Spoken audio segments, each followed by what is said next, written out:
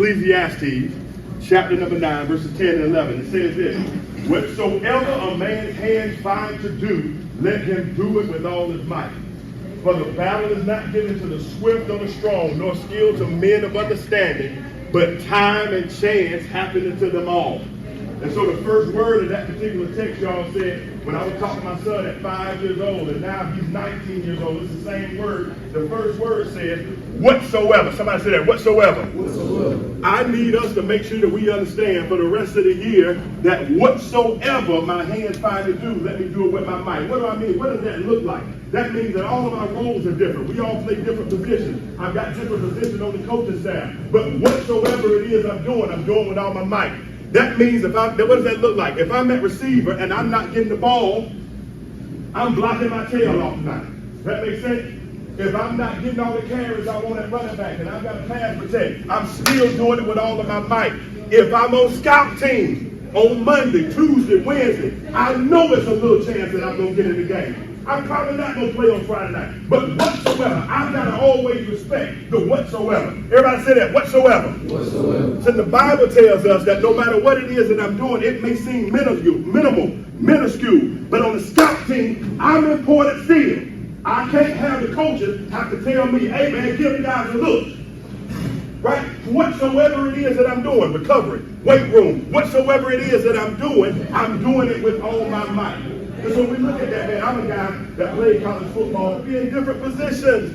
I shouldn't, whatsoever I'm doing. Listen, I could be the star receiver. I don't know who the star receiver is. I live in Albany, Georgia. I know y'all been doing well. But if I'm a guy that I'm not getting the ball like I usually do, I got bracket coverage. They're doubling me. And I'm really being a decoy. I don't come to the sideline acting like I see some diva receivers act like on TV. I hate that y'all even have to see that.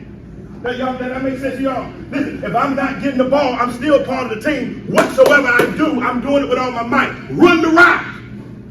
Block the guy all the way to his mom in the sideline. Listen, we should be so physical tonight, and whatsoever we do, and what seems like the small things, I don't take a play off, that their parents should be fearful for their safety. Does that make sense? I don't take special teams off. It's not a time to race. When we're transitioning, we're flipping the field. Special team is not a time to rest. It's still a time to dominate. And so I want to talk about this. When we look at the text, it says, whatsoever man's hands find to do, let him do it with all his might. And then it says, for the battle is not given. Somebody say the battle. Yeah. So this is a scripture about battle. The battle is not given to the swift, nor the strong, nor to men of skill. That's crazy, because it's football, right? And we think about skill, strength, and swiftness. How many guys in you think you got speed? Good. But the text says it's not given to the ones that's swift. How many of y'all in here strong? Yeah.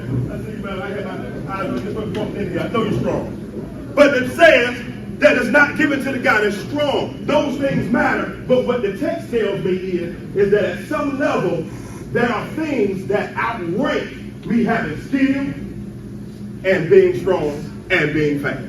So what were 3 things that championship teams do that I learned from the Bible, from that text that I've been talking to my son about since he was 5, and he got tattooed on his arm still right now?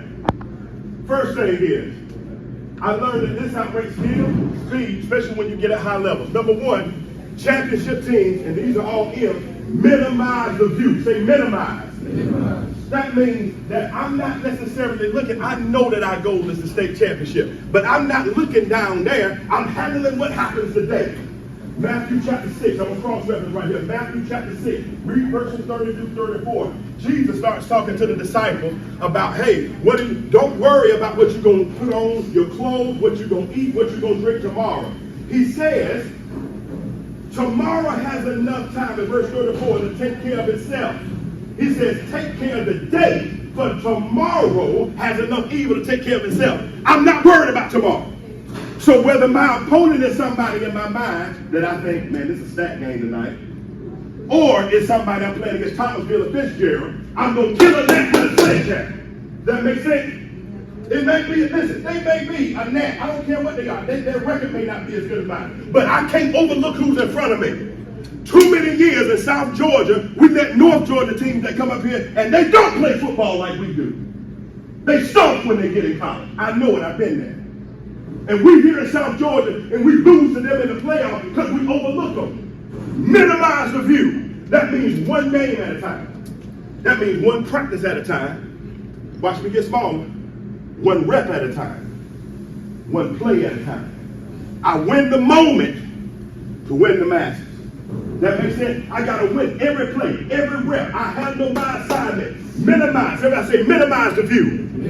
The scriptures tell me, as Jesus talking about, listen, don't worry about what's going to happen tomorrow. One of the beautiful things that I love about playing football, I don't know if y'all can relate to me, coaches, you can relate to me, even when I was coaching, nothing else mattered outside of that moment. You know how the ride is to the stadium? It don't matter nothing else.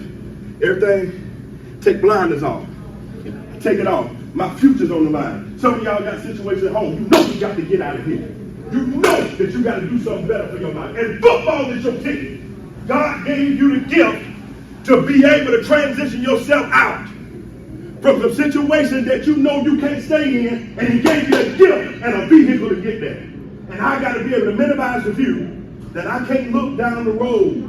I've got to handle it one play at a time. Listen, y'all hear me when I say this right here. I got to gaze at today, glance at tomorrow. Y'all might say that with me loud in here. Gaze at today. Glance at tomorrow. Gaze at today. Gaze at Jeff. And listen, at Jeff Davis today. The playoffs is coming tomorrow. I'm going to handle it one day at a time. Practice one day at a time. You'll mess around and stand up when you find yourself on the mountaintop. The process is one day at a time. Championship teams, here's something else. Outrank skill, outrank swiftness, outrank speed, all that good stuff, strength. Not only do we championship teams minimize the view,